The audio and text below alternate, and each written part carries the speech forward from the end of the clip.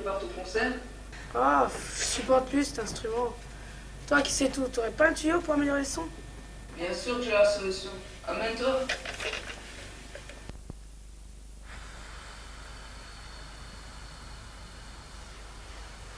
Je suppose qu'il y a un rapport avec l'air. Bravo. Écoute la suite. Accessoire numéro 2.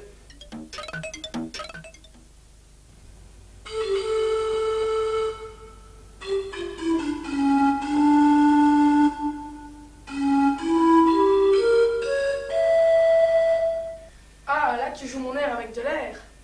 C'est bien beau, mais il y a un hic. À la fin, il faut un accord. T'aurais dû jouer toutes les notes en même temps. Sur une flûte de pan, c'est impossible. Mais j'ai un troisième indice. Tiens, regarde.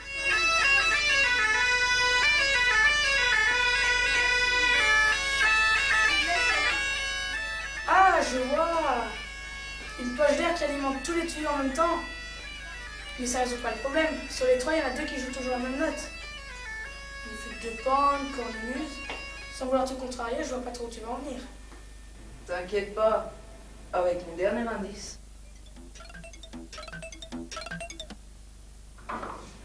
Tu prends plusieurs flûtes de pan, de formes et de matériaux différents. Tu rajoutes une grande poche d'air. Pour commander tout ça, tu colles des claviers. Et je peux t'assurer Que tu te retrouves avec un instrument qui ne manque pas d'air.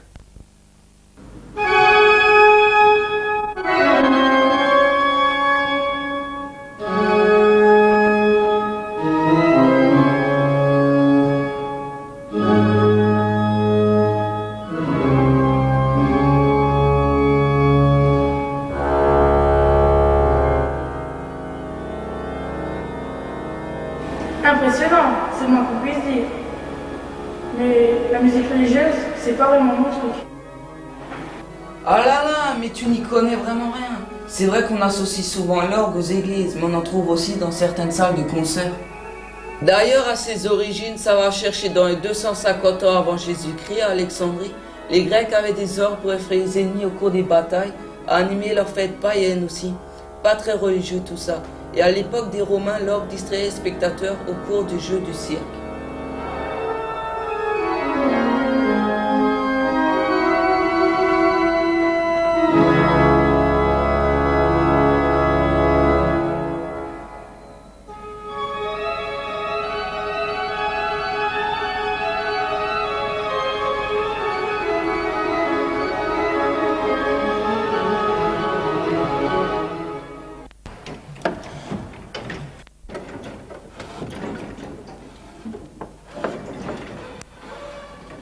Ça marche pas?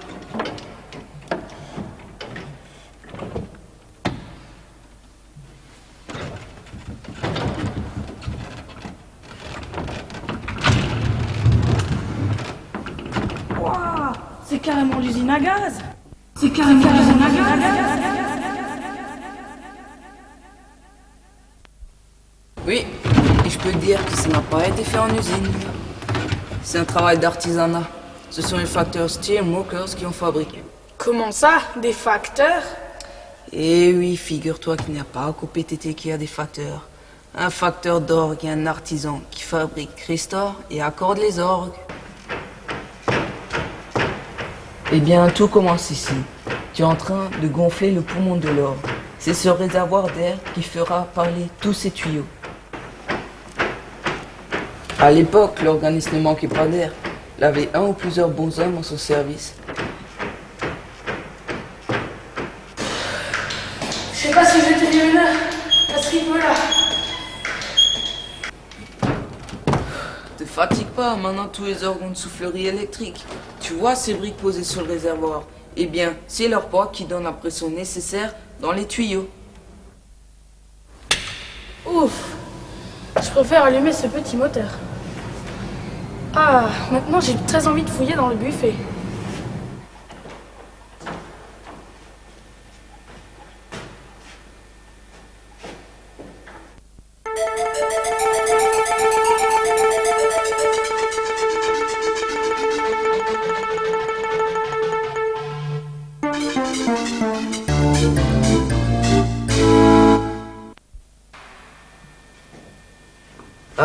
Tu pensais qu'il n'y avait que ceux qui sont montrés sur le buffet? Ce que l'on voit, ce sont des tuyaux de montre. On les appelle comme ça parce qu'on les montre. En même temps, ils sont décoratifs. 1728. Tu te rends compte? Il y en a 1728. Il y a des tuyaux de rechange ou quoi? Tu rigoles, c'est pas grand-chose pour un orgue. La plupart en ont 3000. Il y en a même en Philadelphie qui en a 18 000. Revenons à notre flûte de Pan. Imagine-en une de 50 tuyaux, ce qui correspondrait aux 50 tuyaux d'un clavier. Tu auras 50 notes de hauteur différentes, mais avec le même timbre. Ça fait un jeu, tu me suis. Si tu rajoutes une deuxième flûte de Pan, avec 50 tuyaux, avec une nouvelle forme, ou dans un nouveau matériau, du bois au lieu de l'étain par exemple, tu auras un nouveau timbre. Ça te permettra de jouer l'un des deux jeux au choix, ou bien super luxe, les deux en même temps.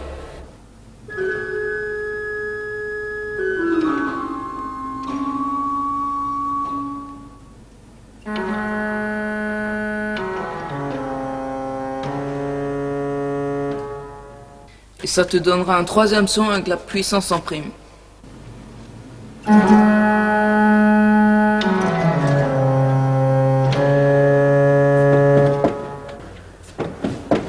À propos, les 30 instruments inscrits sur des sortes de tirettes de chaque côté des claviers, ça correspond au jeu dont tu me parles?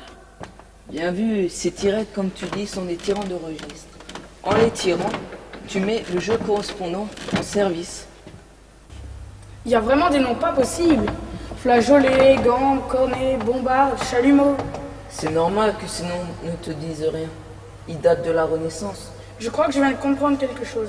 Si on multiplie le nombre de touches par le nombre de jeux, on retrouve pas les 1728 tuyaux? Pas bête, mais c'est pas tout à fait ça. Certains jeux sont composés de plusieurs rangées de tuyaux pour obtenir un son particulier. C'est le cas du cornet qui fait jouer 5 tuyaux à la fois. Et ces chiffres-là, 2, 4, 8, 16, ça correspond à quoi? Ces chiffres, c'est la taille du tuyau le plus grave dans chaque jeu. Et ça correspond à des kilomètres ou à des millimètres? Ni l'un ni l'autre. Je suppose que tu as déjà remarqué que les organistes pouvaient jouer avec leurs pieds. Eh bien, figure-toi qu'ils comptent aussi avec leurs pieds. Au Moyen-Âge, ils ont décidé que le do le plus grave du jeu principal devait mesurer 8 pieds. Pratique. Mais tous les facteurs d'orgue n'avaient pas la même pointure. C'est vrai, et dans chaque ville, le diapason de l'orgue était différent.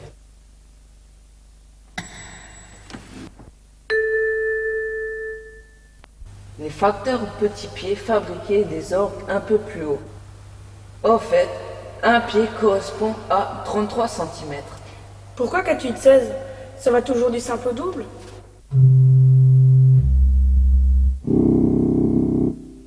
Absolument. Quand on double la longueur d'un tuyau, il sonne à l'octave inférieure. Pourquoi il y a des tuyaux bouchés et d'autres non? C'est pour gagner de la place. Un tuyau bouché sonne à une octave plus bas qu'un tuyau ouvert.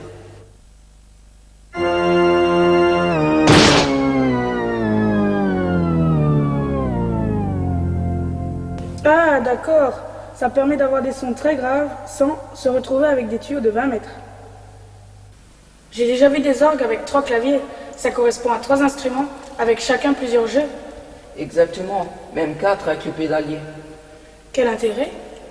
C'est comme le chef d'orchestre. L'organiste peut choisir à tout moment entre le clavier du grand orgue ou celui du positif, plus intime. Sur certains orgues, on trouve les claviers du récit et de l'écho.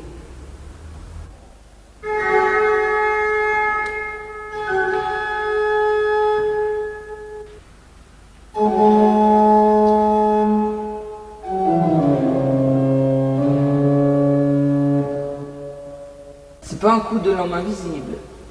Les claviers peuvent être accouplés pour jouer les positifs et le grand orgue à partir d'un seul clavier. Astucieux, c'est quand même une sacrée mécanique. À ce sujet, j'aimerais bien savoir ce qui se passe à l'intérieur quand j'appuie sur une touche ou que je tire un registre. Alors là, il faut parler sommier. je te propose d'aller chez un facteur d'orgue. Départ immédiat pour la société Mühlhausen à Cronenbourg.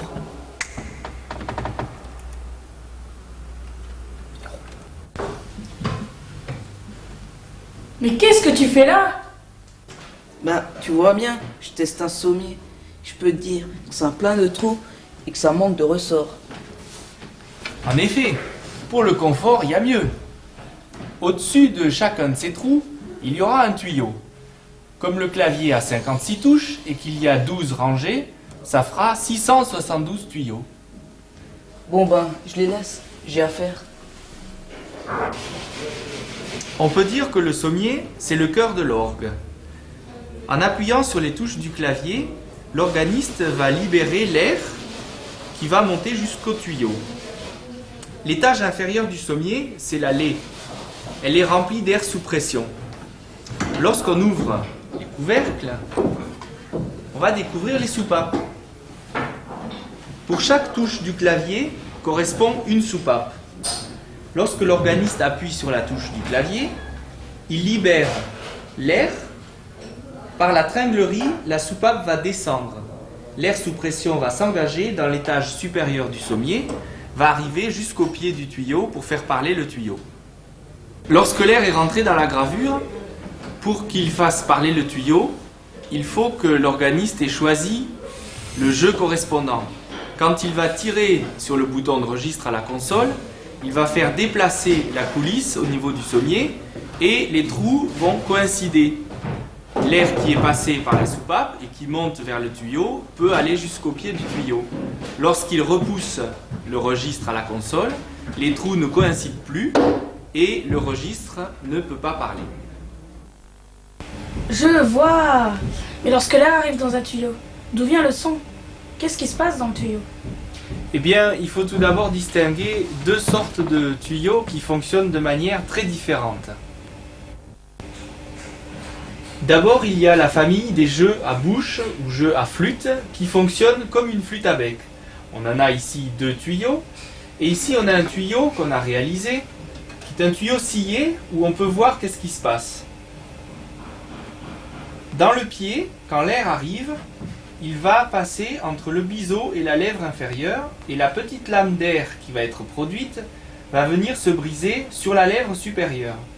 La lame d'air va osciller entre l'intérieur et l'extérieur du tuyau et va mettre en vibration la colonne d'air qui se trouve dans le tuyau. C'est ce qui produit le son.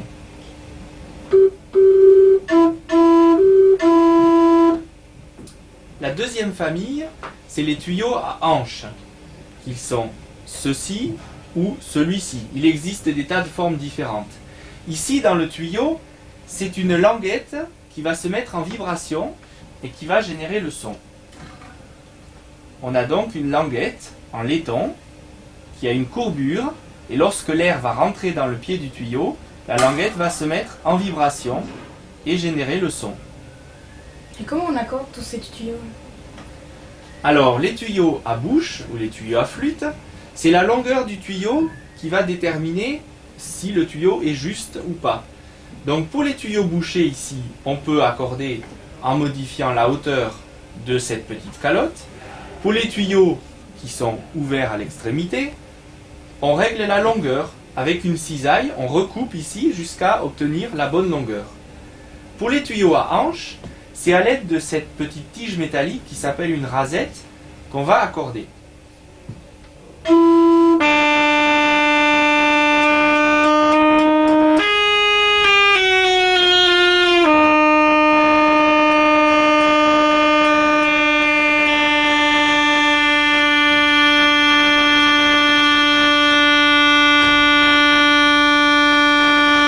Le son ne bouge plus, le tuyau est accordé. Ça a l'air d'être super intéressant ce travail. Il faut des qualités spéciales pour faire ce métier? Il faut être passionné, il faut avoir beaucoup de patience et il faut aimer travailler avec ses mains. Je crois que c'est les trois choses les plus importantes. Il faut quelle formation pour devenir facteur d'orgue? En fait, ça se passe, c'est un apprentissage comme d'autres métiers manuels. Et donc il y a 3 années d'apprentissage et c'est une formation qui est dite en alternance, donc un certain temps dans l'entreprise et un certain temps à l'école. Et au bout des 3 années, on passe le CAP de facteur d'orgue. Alors tu préfères jouer ou fabriquer? Viens vite, tiens, super concert.